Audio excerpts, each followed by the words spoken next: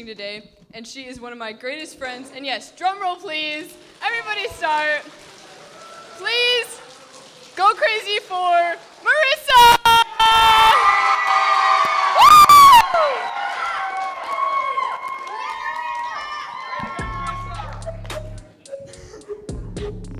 Okay, guys, who had fun tonight?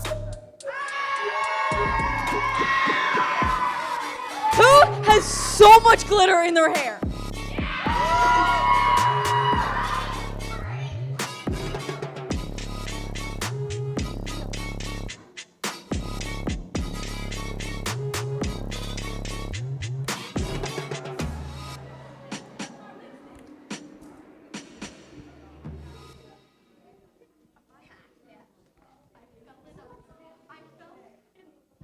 Are you guys ready for this?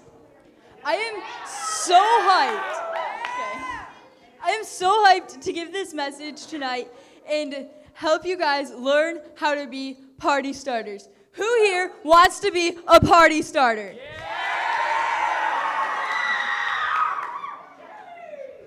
Okay, through this series, we are learning how to start the party, which means we use any opportunity that we can make an effort to celebrate or serve or enjoy being with others in a way that adds value to life.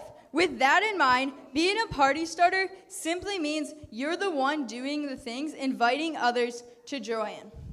Before we get into what kind of party starters we want to be this week, let me tell you a quick story. So I'm going to tell the story of a time that somebody has went above and beyond for me. They've actually done this multiple times. So who here loves Sydney? Okay, guys, Sydney has gone above and beyond for me so many times. She would just come to my house and pick me up to take me to Young Life or Bible studies or youth group, or she just would have me come over or take me out for coffee or anything. She is just such a blessing. Give it up for Sydney.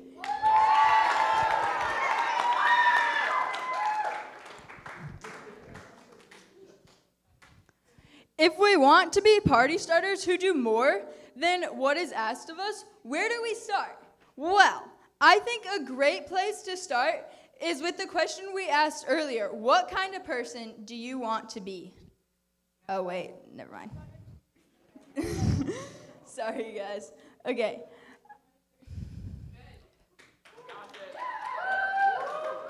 I think we all need people in our life that are more like Sydney, who just go above and beyond for us without even being asked.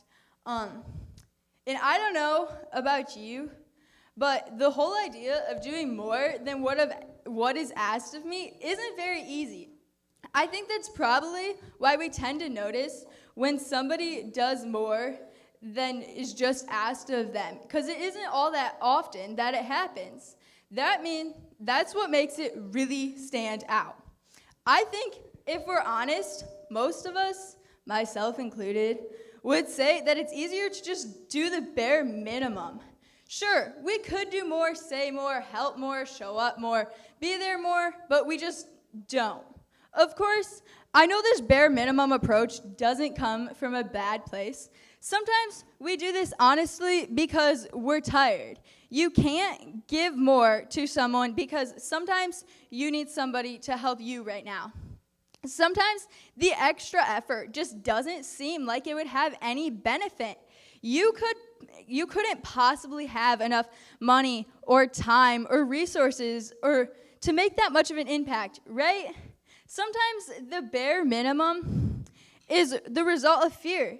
Maybe you want to help someone out, but you're scared to mess up or embarrass yourself or do the wrong thing. Sometimes it's the lack of motivation. Maybe you're just not motivated to do much of what you have. Do much more than what you have to do right now. No matter the reason, hear me when I say this. I think on some level the bare minimum approach to helping others is true for all of us. But I wonder if you stop and consider the kind of person that you want to be. Do you want to be someone who lives the life at the minimum? Someone who does the little to more than what is asked of them? Or do you think you would want to be someone who does more? Someone who chooses to go the extra mile. Someone who lives like a party starter when it comes to helping others. In this series, we've been talking about what it means to live life to the full life that Jesus came for us to have. And part of living this party starter life is choosing to go the extra mile. Well, how do I do that?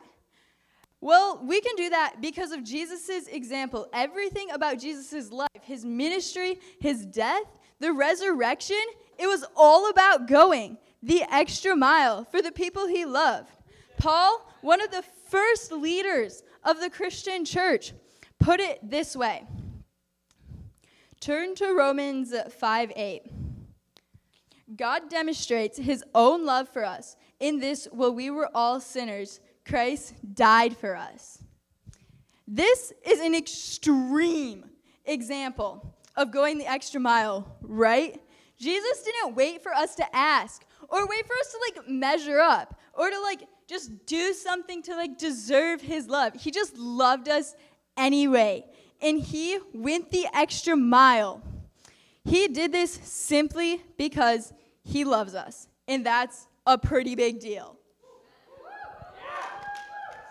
But Jesus took this extra mile stuff one step further. He didn't just do it for us to tell us not to worry about our own lives. No, Jesus has called us to follow his lead and do the same for others. That word demonstrates or means God let Jesus' life show us a picture of what God is really like. When we go the extra mile for others, we get to show other people what God is like. Looking for moments when someone goes the extra mile is a way to see God working through people every single day. Before we get into his actual words, let me give you a little background on what was going on in this time in what we're about to read. It's in Matthew 5:41. During the time of the Roman Empire, when Jesus was on earth, the Roman soldiers had the all power. They could get away with just about anything, especially when it came to the Jewish people, most of whom were not Roman citizens. During that time, there was a practice which basically said a Roman soldier could demand someone to carry their belongings or their heavy armor or their full gear for a mile, no questions asked. They couldn't say no. And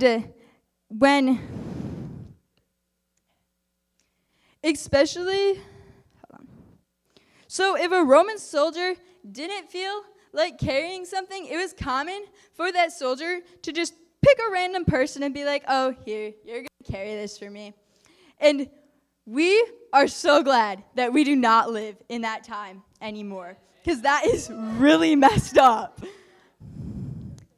You could probably expect Jesus to say something like, you don't have to listen to them, or you don't have to do anything these soldiers tell you.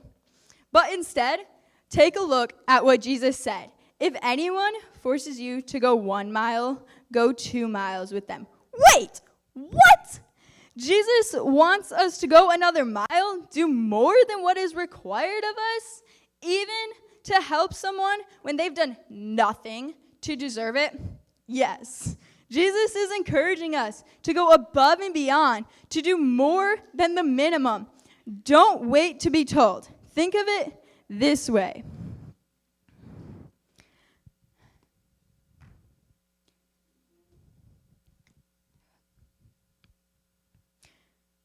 Well, I think a great place to start would be, what kind of person do you want to be?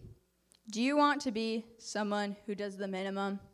Or do you want to be someone who goes the extra mile? Before we can move forward in life, we have to decide who we want to be. Then make a decision to do something you don't have to do. It's okay to start small. Remember, the extra mile will look different for each and every one of us in every situation we're in. So think about this one way you could go an extra mile for somebody this week.